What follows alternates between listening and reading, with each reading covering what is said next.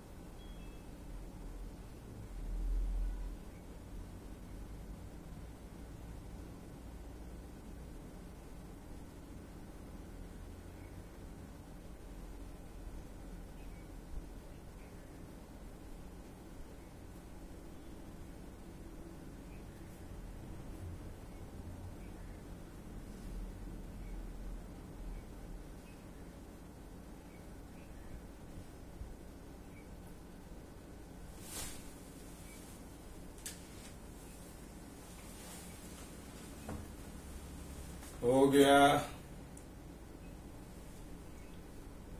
okay,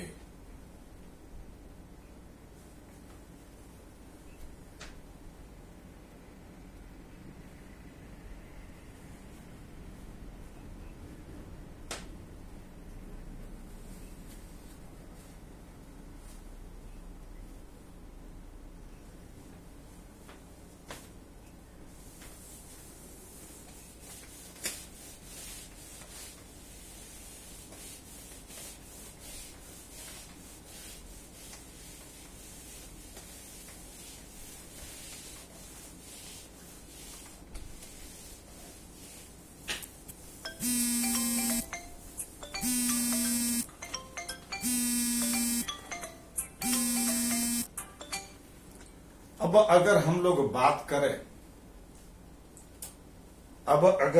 बात करते हैं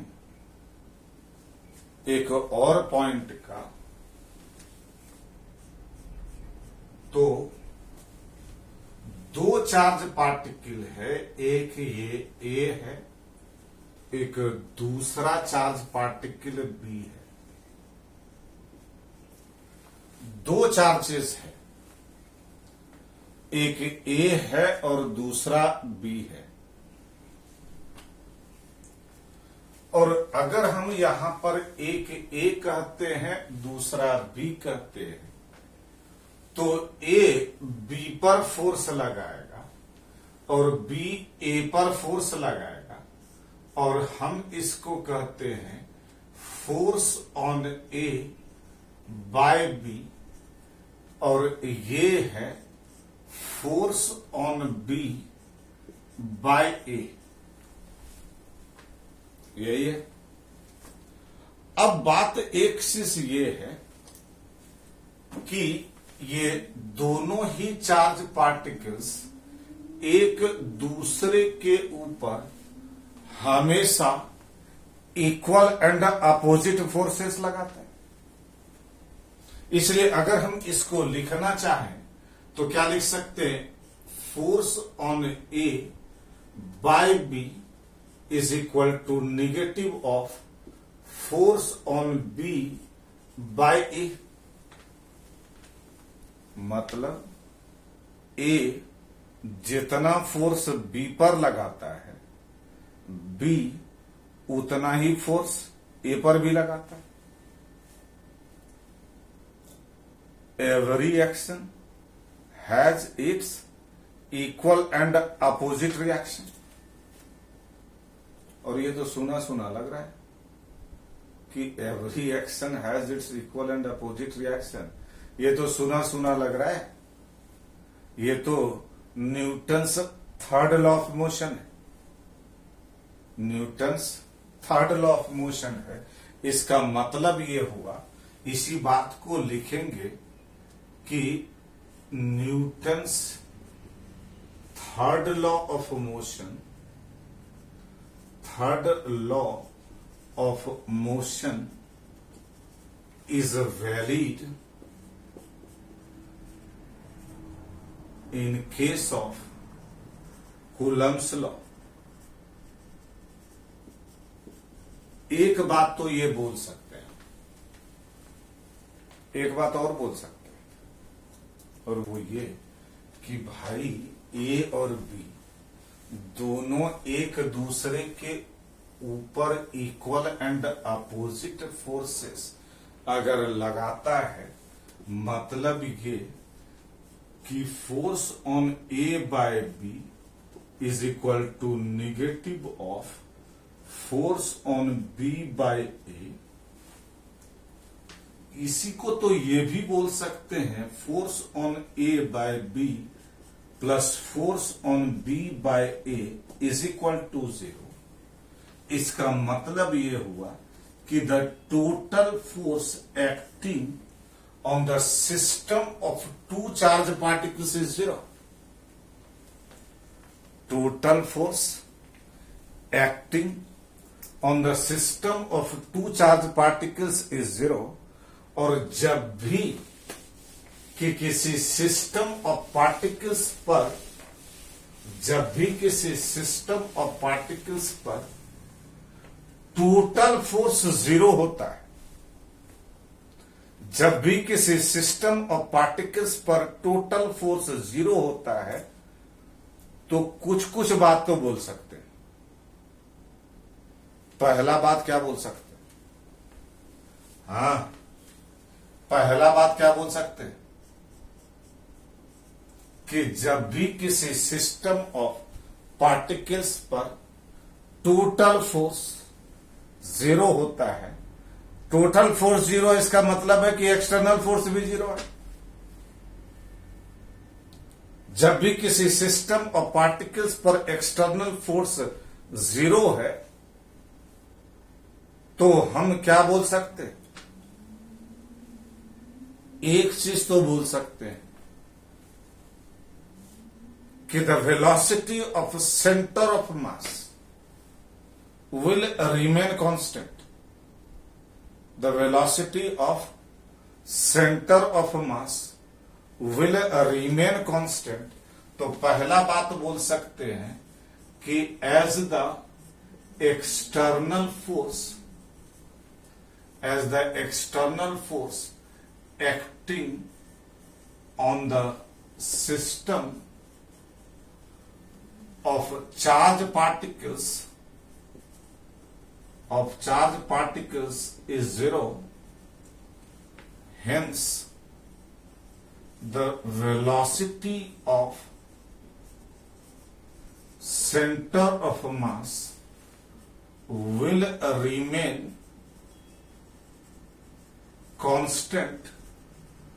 इसका मतलब ये हुआ कि इनिशियली ये सेंटर ऑफ मास